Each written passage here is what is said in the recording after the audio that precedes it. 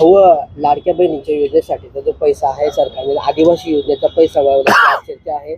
यापूर्वी सुद्धा समाज कल्याणचा पैसा वळवल्याचं संजय शिरसाटांनी म्हटलं होतं। हे बघा, हे तर काही सरकार आहे, सरकारचे पैसे वेळेवर योजनेकरता राबवण्याकरता हा वित्तमंत्र्यांचा अधिकार असतो। त्यांनी केले असतील याचा अर्थ ते योजना बंद होतील दुसऱ्या असं नाही आहे। वेळेपुरती काही तात्पुरती ज्याला काय म्हणतात व्यवस्था आहे ती करण्याचा प्रयत्न आहे। राज्यात महिलांचे अत्याचार वाढले असून या संदर्भात महिला आयोग बदलण्यात यावा असं पत्र रोहिणी खडसे यांनी मुख्यमंत्र्यांना लिहिलंय। तर मुख्यमंत्री त्याच्यावर विचार करतील। तो बघायला गेला राज ठाकरे आणि उद्धव ठाकरेंचा पुन्हा जोडण्याची चर्चेला उदाहरण आलेलं आहे। संजय राऊतांनी म्हटलं आहे की दिल से मनसे सोबत युती होणार आहे लवकरच। दिल से मनसे सोबत युती होणार आहे ठाकरेंची असं वक्तव्य त्यांनी आज केलंय। तो मनातून बोललाय का नाही हे सगळ्यात महत्त्वाचं आहे।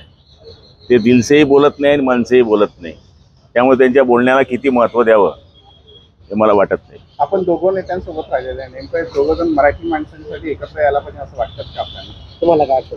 हे बघा, भावबंदकी म्हणून त्यांनी एक यावं हे सगळ्यांना वाटतं, पण एक न यावे याच्याकरता बरेच लोक टपून बसले आहेत। त्यांची भूमिका काही जरी असली, मनसे आणि दिलसे जरी म्हणत असले तर हे खालचे विचार करणारे लोक आहेत। संजय राऊतांनी आज सुद्धा म्हटलं की भविष्यामध्ये पुढच्या काळामध्ये 2 राष्ट्रवादी आणि शिवसेना आणि मनसे एकत्र येतील असं त्यांनी म्हटलं आहे। संजय राऊतांनी असं सुद्धा दावा केला की भविष्यामध्ये 2 राष्ट्रवादी आणि शिवसेना ठाकरे गट आणि मनसे हे एकत्र येतील। हे कोणत्या ज्योतिषाला विचारलंय ते विचारावं लागेल। तो आता नाशिकला छगन भुजबळांना मंत्रिपद मिळाल्यानंतर आता पालकमंत्री पदाचा पुन्हा सस्पेन्स वाढलेला आहे। तो माझा अधिकार नाहीये, ते तिघं नेते ठरवतील। छगन भुजबळ यांनी असं म्हटलेलं आहे की देवेंद्र फडणवीसमुळे मला पुन्हा मंत्रिपद भेटलेलं आहे। त्यांना त्याच्यातलं काही त्यांना पाठिंबा दिला असेल किंवा काही असेल त्याच्याशिवाय ते वक्तव्य करू शकत नाही। आणि देवेंद्रजी म्हणेल किंवा अजितदादा म्हणतील किंवा शिंदे साहेब यांच्यामुळेच मंत्रिपद कोणालाही मिळतं ना। शेवटी नेत्याशिवाय मंत्रिपद मिळत नाही। आणि एकनाथराव शिंदे, देवेंद्रजी आणि अजितदादा हे आमचे नेते आहेत, त्यांच्यामुळे सगळ्यांना मंत्रिपद मिळालंय। मलाही त्यांच्यामुळेच मंत्रिपद मिळालंय।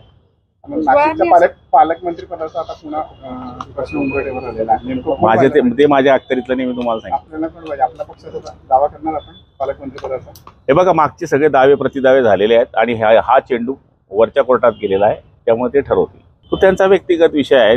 त्यांनी कोणाला मंत्रिपद द्यावं कोणाला नाही द्यावं हा त्यांचा पक्षाचा विषय आहे। हो, मुंबई महापालिकेच्या निवडणुकीमध्ये 227 पैकी 100 जागांवर शिवसेनेने दावा केलेला आहे। मी काय म्हणतो, आमचे नेतृत्व जे दावा करतात त्या दाव्याच्या मागे आम्ही असतो। शेवटी ते जे मान्य करतील ते आम्ही मान्य करू।